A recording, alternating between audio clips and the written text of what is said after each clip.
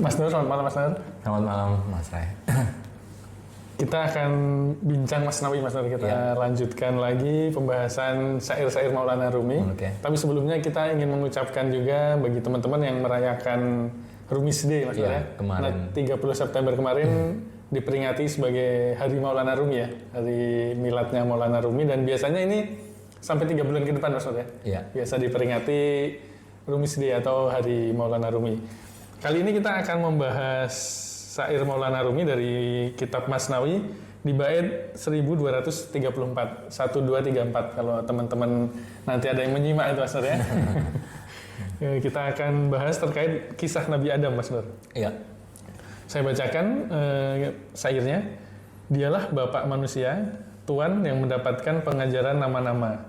Ada ribuan pengetahuan di dalam setiap uratnya. Nama segala sesuatu, sebagaimana sesuatu itu ada, telah diajarkan ke dalam jiwanya hingga akhir. Ini menarik nih Mas Nur. Iya. Bagaimana Maulana Rumi menggambarkan pengetahuan yang dimiliki Nabi Adam Mas Nur ya. Bagaimana takwilnya nih Mas Nur? Ini diambil dari Al-Quran ya, surah Al-Baqarah ayat 31 ya. 31. Dan menjelaskan tentang bagaimana pencapaian penting manusia terhadap Tuhan, yaitu disebut dengan asma. Asma itu adalah nama-nama Tuhan.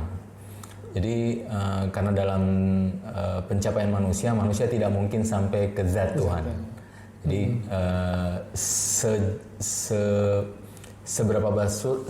sebesar apapun kemampuan manusia tidak akan sampai kepada zat Tuhan.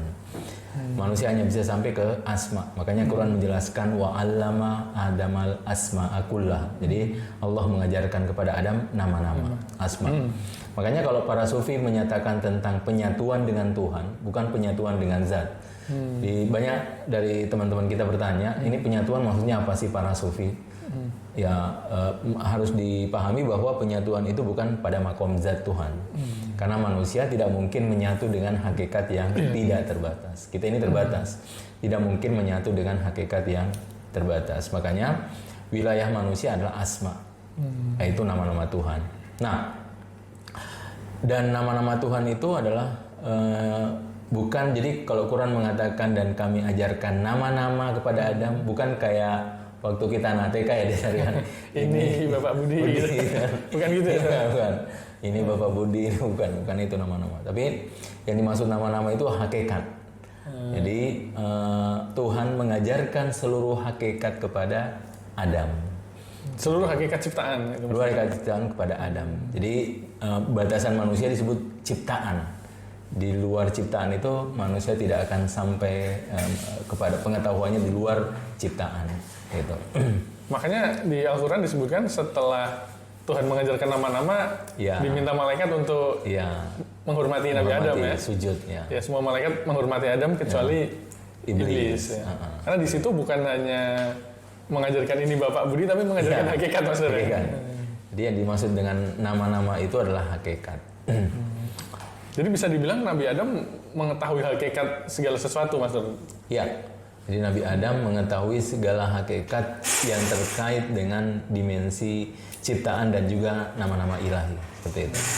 Terkait dengan asma, Mas Nur, menarik tadi diungkapkan tadi kan pengetahuan tentang asma itu apakah ada hubungan dengan misal Asmaul Husna yang biasa kita kenal ya, dengan 99 nama gitu. Nah, memang wilayah kita adalah asma nama. Dan yang kita kenal dengan 99 itu para sufi menyebutnya dengan Ummahatul Asma, ibu para nama. Jadi dari 999 ini nama Tuhan ini kemudian melahirkan nama-nama yang lain. Makanya kalau kita baca Al-Quran, di Al-Quran itu lebih dari 99 nama Tuhan ya. Gitu. Nah, 99 itu maksudnya itulah wilayah pengetahuan yang bisa dijangkau oleh manusia. Karena teorinya kalau Tuhan tak terbatas, otomatis nama dan sifat Tuhan juga tak terbatas, seperti itu. Tidak hanya 99 atau 9. Cuma 99 itu pertama adalah wilayah keterbatasan manusia memahami Tuhan. Yang kedua, 99 itu disebut dengan Ummahatul Asma, ibu para nama. Maksudnya dari nama-nama itu kemudian melahirkan ada turunan-turunannya lagi. Iya, nama-nama Tuhan yang lain. Gitu. Oke Mas Nur, kita lanjut ke bait selanjutnya. Setiap gelar yang diberikan padanya tak pernah berubah. Siapa yang disebut gesit tak pernah malas. Siapa yang akhirnya mukmin awalnya pun demikian. Siapa yang akhirnya kafir telah nampak sejak awal. Kau dengarkanlah nama segala sesuatu dari orang alim. Dengarkanlah rahasia misteri pengajaran nama-nama. Nah, ini menarik ini Mas Nur. Iya. Ini seolah-olah ada aroma determinis ya. Iya, gitu. iya. Karena Siapa yang akhirnya mukmin awalnya demikian. Siapa yang akhirnya kafir telah nampak sejak awal gitu.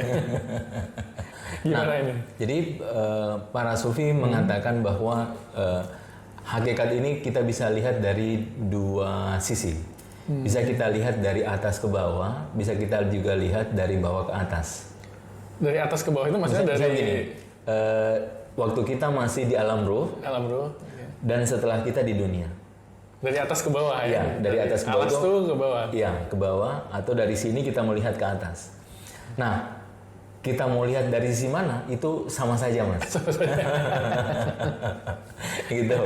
Nah, cuma sebagian besar kita tidak punya kemampuan untuk melihat sebelum penciptaan ya. Iya. Masih dalam ruh. Kita tidak punya pengetahuan itu. Bahkan persaksian kita aja lupa gitu Mas. Lupa. Kecuali ini ada sufi namanya Ainul Qudat. Ainul Qudat dia mengatakan dan bahkan masih hangat di telinga saya kata dia mendengarkan kata bala syahidna alastu bi rabbikum kayak gitu. Makomnya Ainul Qudat kayak gitu. Iya. Jadi makanya kalau para sufi itu semua ayat Quran itu hidup. Misalnya kalau ada perintah sholat ya, ini kan ayat turun itu di zaman Rasulullah. Betul. Misalnya ketika ayat mengatakan dirikanlah sholat itu kan, aqimis sholat, dirikan sholat, bukan berarti ayat ini sudah berakhir di zaman Rasulullah. Tapi sampai saat ini pun ayat itu hidup dan para sufi biasanya mendengarkan itu. Gitu. Artinya bukan sebagai teks mati Quran ya? Bukan teks mati. Tapi gitu. ada penyingkapan Ya, di situ. ada penyingkapan seperti itu. Nah, memang sulit untuk kita memahami seperti apa, tapi ya di fakta-fakta kalau kita telusuri naskah-naskah para sufi ya mereka menjelaskan itu. Cuma mau percaya itu tidak itu urusan lain. Kayak gitu. Oke. Kembali ke syair tadi Mas Nur bahwa mukmin dan kafir itu. Memang gimana pandangan Maulana Rumi sebenarnya terkait? Nah, ini menarik sebenarnya. Jadi makanya saya bilang ada aroma determinis ya.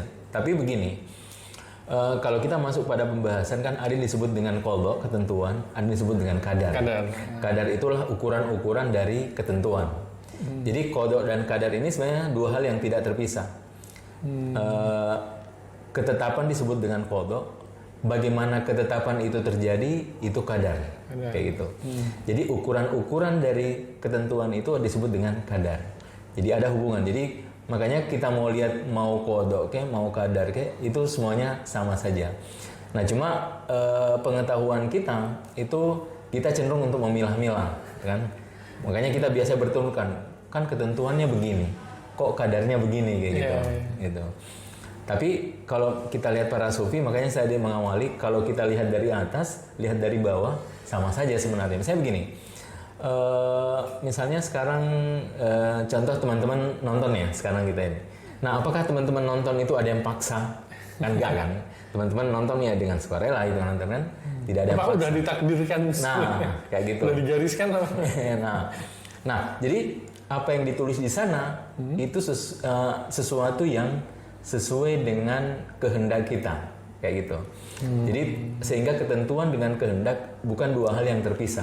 Dia adalah satu kesatuan. Jadi kehendak kita bagian dari ketentuan. Makanya ada orang kehendaknya dia bawa kepada kekafiran, ada orang kehendaknya dia bawa kepada keberimanan. Kayak gitu. Ada orang kehendaknya dia bawa kepada kebaikan, ada orang kehendaknya dia bawa kepada keburukan. Nah, apa yang tertulis di sana ya sesuai dengan kehendak gitu. Makanya saya mengatakan mau lihat dari atas, mau lihat dari bawah, sama saja gitu. Tapi sebenarnya apa yang terjadi itu memang udah tertulis di sana Mas Nur? Atau? Ya udah tertulis. Ayatnya ada wala rabbin walaya bisin illa fi kitabim mubin. Tidak ada yang basah dan kering kecuali sudah tercatat di kitabun mubin seperti itu. Ya. Nah. Artinya para sufi juga kalau dalam hal ini bisa dibilang apa yang terjadi ini memang udah skenario Tuhan gitu maksudnya. artinya? Saya menghindar dengan bahasa skenario karena bahasa skenario itu sebenarnya konstruk kita ya. Konstruk kita. Ya, konstruk kita dengan keterbatasan kita, dengan keterbatasan penciptaan kita dalam suatu naskah cerita misalnya. Tentu bukan seperti itu. Karena begini, saya selalu mengajak, misalnya pencapaian paling besar manusia dalam menciptakan sesuatu ya robot ya. Yeah. Robot dengan sangat merupai manusia itu kan, dengan kehendaknya dan seterusnya. Tapi pada akhirnya dia mengikuti chip. Tapi penciptaan Tuhan tidak seperti itu. Oke. Kenapa tidak seperti itu? Karena kita punya free will.